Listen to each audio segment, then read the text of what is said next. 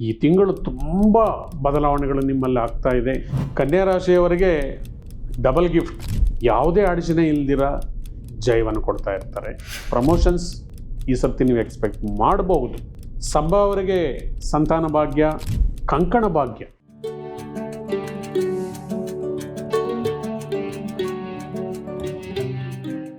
ಓಂ ಶ್ರೀ ಗಣೇಶಾಯ ನಮಃ. ಓಂ ಶ್ರೀ ಗುರುಭ್ಯೋ ನಮಃ. ಓಂ ಶ್ರೀ ಸರಸ್ವತ್ಯೈ ನಮಃ.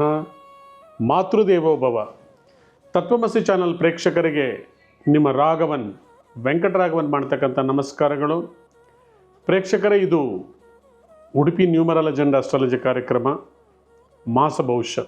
ನೀವೆಲ್ಲರೂ ನಮ್ಮ ಚಾನಲನ್ನು ಪ್ರೀತಿಯಿಂದ ಸ್ವಾಗತಿಸ್ತಾ ಇದ್ದೀರಿ. ನಿಮ್ಮೆಲ್ಲರಿಗೂ ಹೃತ್ಪೂರ್ವಕ ಧನ್ಯವಾದಗಳು. ಈಗ ಜೂನ್ ತಿಂಗಳ ಗೋಚಾರದಲ್ಲಿ ಫಲಾಫಲ ಯಾವ ಥರ ಇದೆ ನೋಡೋಣ ಬನ್ನಿ. ಜೂನ್ ತಿಂಗಳಲ್ಲಿ ಮುಖ್ಯವಾಗಿ ಗುರು ಭಗವಾನರು ತಮ್ಮ ಸ್ಥಾನ ಬದಲಾವಣೆಯನ್ನು ಮಾಡ್ತಾ ಇದ್ದಾರೆ. ಮಿಥುನ ರಾಶಿಯಿಂದ ತನ್ನ ಉಚ್ಚ ರಾಶಿಯಾಗಿರ್ತಕ್ಕಂಥ ಕರ್ಕಾಟಕ ರಾಶಿಗೆ ಪ್ರವೇಶ ಮಾಡ್ತಾ ಇರೋದ್ರಿಂದ ದ್ವಾದಶ ರಾಶಿಗಳಲ್ಲಿ ಸಾಕಷ್ಟು ಬದಲಾವಣೆಗಳಾಗ್ತಾ ಇದೆ. ಶನಿ ಭಗವಾನರು ಯಥಾಸ್ಥಿತಿ ಮೀನ ರಾಶಿಯಲ್ಲಿದ್ದರೆ 21ನೇ ತಾರೀಕುವರೆಗೂ ಸ್ವಂತ ರಾಶಿಯಲ್ಲಿ ಕುಜ ಭಗವಾನರು ಇದ್ದಾರೆ.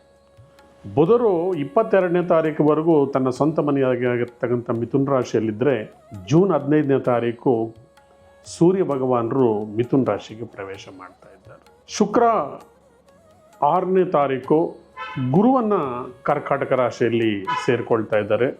ಉಳಿದಂಗೆ ರಾಹು ಕುಂಭರಾಶಿ, ಕೇತು ಸಿಂಹರಾಶಿ. ಮುಂದಿನ ರಾಶಿ ಕನ್ಯಾ ರಾಶಿ. ಕನ್ಯಾ ರಾಶಿಯವರಿಗೆ ಡಬಲ್ ಗಿಫ್ಟ್. ಒಂದು, ಶುಕ್ರ ಭಗವಾನರು ಲಾಭಸ್ಥಾನದಲ್ಲಿ. ಶುಕ್ರ ಭಗವಾನರು ವಾಹನಕಾರಕರು. ಯಾರು ಚಾಲಕರಿರ್ತಾರೆ ಅಥವಾ ವಾಹನದ ವೆಹಿಕಲ್ ಡಿಪಾರ್ಟ್ಮೆಂಟಲ್ಲಿ ಕೆಲಸ ಮಾಡ್ತಾ ಇರ್ತಾರೆ, ಟ್ರಾನ್ಸ್ಪೋರ್ಟೇಷನ್ ನಡೆಸ್ತಾ ಇರ್ತಾರೆ, ಇವ್ರಿಗೆಲ್ಲರೂ ಕೂಡ ಲಾಭ. ಯಾರಾದರೂ ಹೊಸದಾಗಿ ವೆಹಿಕಲ್ ಪರ್ಚೇಸ್ ಮಾಡೋವ್ರಿಗೆ ಕೂಡ ಇದು ಸಕಾಲ. ಯಾಕಂದರೆ ಗುರು ಭಗವಾನರು ಲಾಭಸ್ಥಾನದಲ್ಲಿದ್ದಾರೆ, ಧನಕಾರಕರು. ಅವರೊಂದು ಬ್ಯಾಂಕ್ ಇದ್ದಾಗ, ATM ಇದ್ದಾಗೆ ಗುರು ಭಗವಾನರು ಅವರು ಲಾಭಸ್ಥಾನದಲ್ಲಿದ್ದಾರೆ. ಅಂದರೆ ನಿಮ್ಮ ಪ್ರಯತ್ನಕ್ಕೆ ಯಾವುದೇ ಅಡಚಣೆ ಇಲ್ದಿರ ಜಯವನ್ನು ಕೊಡ್ತಾ ಇರ್ತಾರೆ. ಎರಡು ಗುರುಗ್ರಹಗಳ ಲಾಭಸ್ಥಾನದಲ್ಲಿ ಇರೋದ್ರಿಂದ ವಿದ್ಯಾಸಂಸ್ಥೆಗಳನ್ನು ನಡೆಸ್ತಾ ಇರೋರಿಗೆ ಡಬಲ್ ಲಾಭ ಬರ್ತಕ್ಕಂಥದ್ದು. ಯಾರು ಫೈನಾನ್ಷಿಯಲ್ ಇನ್ಸ್ಟಿಟ್ಯೂಷನ್ಸ್ ನಡೆಸ್ತಾ ಇರ್ತಾರೋ ಅವ್ರು ಕೂಡ ತುಂಬ ಅನುಕೂಲಕರ ಪರಿಸ್ಥಿತಿಗಳು. ಗುರು ಶುಕ್ರ ಸಮಾಗಮದಿಂದ ವಿದ್ಯಾರ್ಥಿಗಳಿಗೆ ಒಂದು ಒಳ್ಳೆಯ ಸಕಾಲ.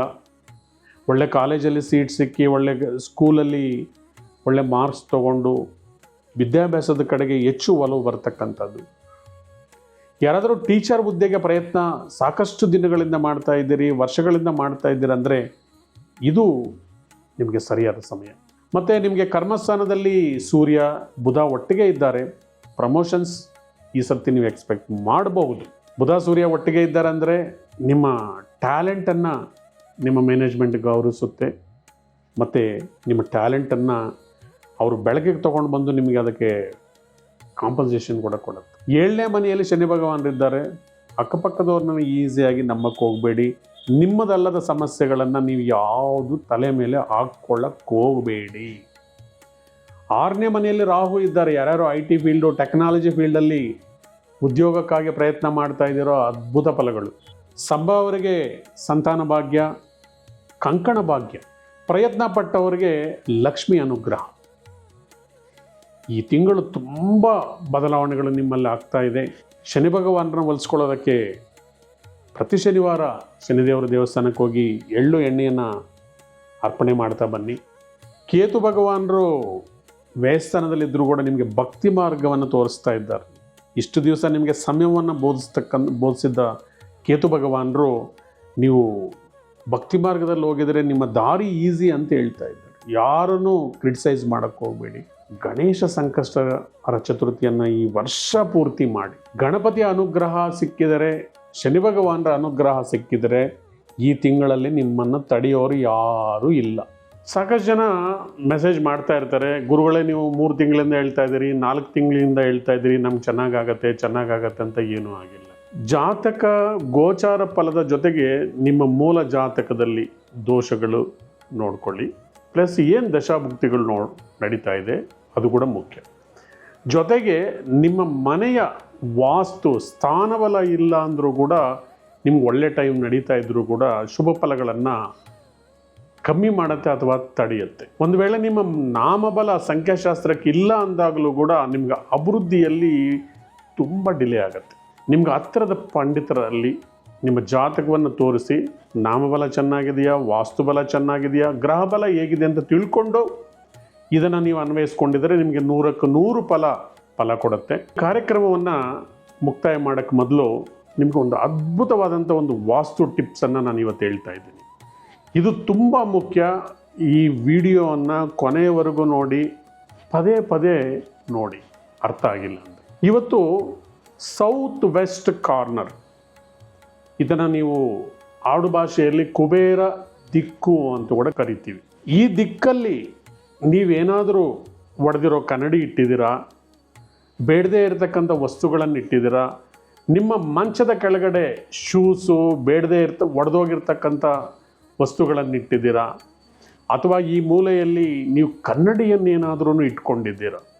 ಈಗೆಲ್ಲ ಕಬೋರ್ಡ್ ಮಾಡಿ ಅದರಲ್ಲಿ ಹೊರಗಡೆ ಕಾಣೋ ಥರ ಕನ್ನಡಿಯನ್ನು ಇಟ್ಟಿರ್ತಾರೆ. ಬೆಡ್ರೂಮಲ್ಲೇ ಟಿ ವಿ ಕೂಡ ಇಟ್ಟಿರ್ತಾರೆ. ಇದರಿಂದ ತುಂಬಾ ನೆಗೆಟಿವ್ ಎನರ್ಜಿ ಪಾಸ್ ಆಗುತ್ತೆ.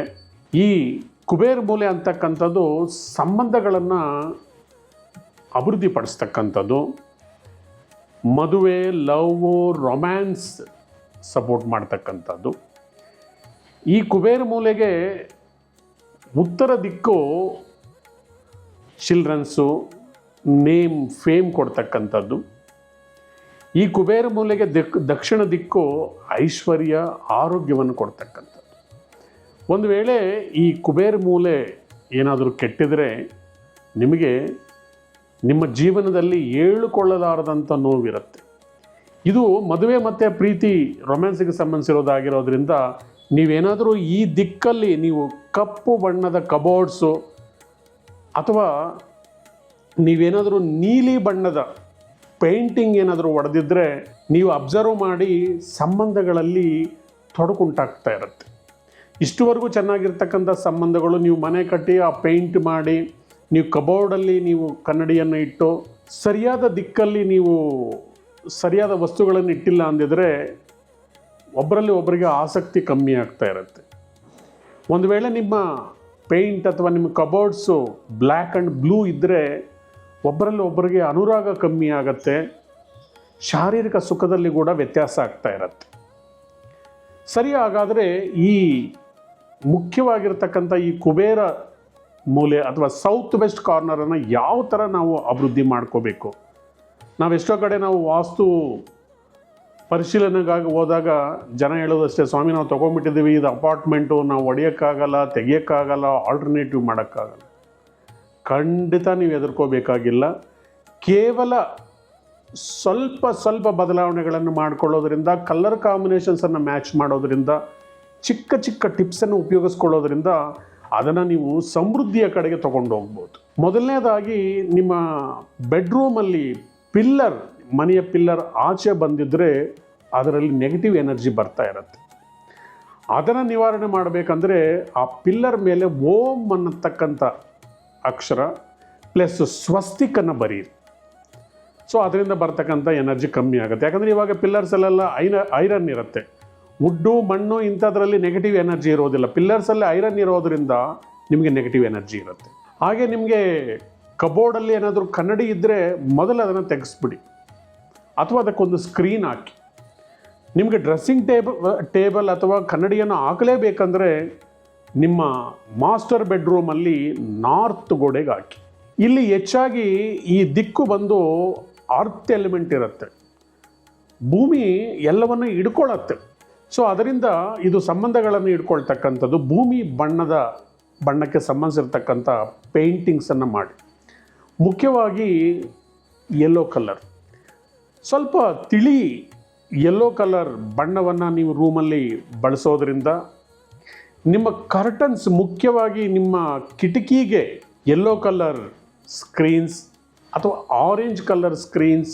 ಒಂದು ವೇಳೆ ನಿಮಗೆ ದಕ್ಷಿಣದ ದಿಕ್ಕಿಗೆ ಹತ್ತಿರದಲ್ಲಿರ್ತಕ್ಕಂಥ ಕಿಟಕಿಗೆ ಅಂದರೆ ಸ್ವಲ್ಪ ಮಟ್ಟಿಗೆ ನೀವು ರೋಸ್ ಕಲರ್ಸ್ ಕೂಡ ಬಳಸ್ಬೋದು.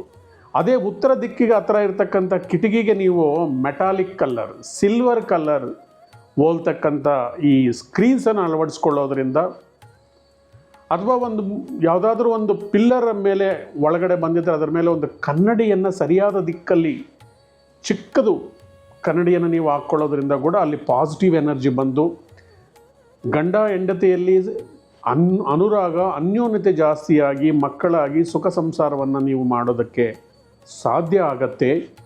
ನಾನು ಪ್ರತಿ ಮಂತು ಕೂಡ ಪ್ರತಿ ದಿಕ್ಕಿಗೂ ಸಂಬಂಧಿಸಿರ್ತಕ್ಕಂಥ ಸ್ಪೆಷಲ್ ಟಿಪ್ಸನ್ನು ಕೊಡ್ತೀನಿ. ಬರೋ ತಿಂಗಳಲ್ಲಿ ಕೂಡ ನಿಮಗೆ ಮತ್ತೊಂದು ಎಕ್ಸ್ಪೆಷಲಿ ಹೆಣ್ಣುಮಕ್ಕಳಿಗೆ ವಿಶೇಷವಾಗಿರ್ತಕ್ಕಂಥ ಅಗ್ನಿಮೂಲೆ ಬಗ್ಗೆ ಮಾತಾಡ್ತೀನಿ. ನಮ್ಮ ಚಾನಲ್ ಯಾರು ಸಬ್ಸ್ಕ್ರೈಬ್ ಮಾಡ್ಕೊಂಡಿಲ್ವೋ ದಯವಿಟ್ಟು ಸಬ್ಸ್ಕ್ರೈಬ್ ಮಾಡ್ಕೊಳ್ಳಿ. ನಿರಂತರವಾಗಿ ನಮ್ಮನ್ನು ಫಾಲೋ ಮಾಡ್ತಾ ಇರಿ.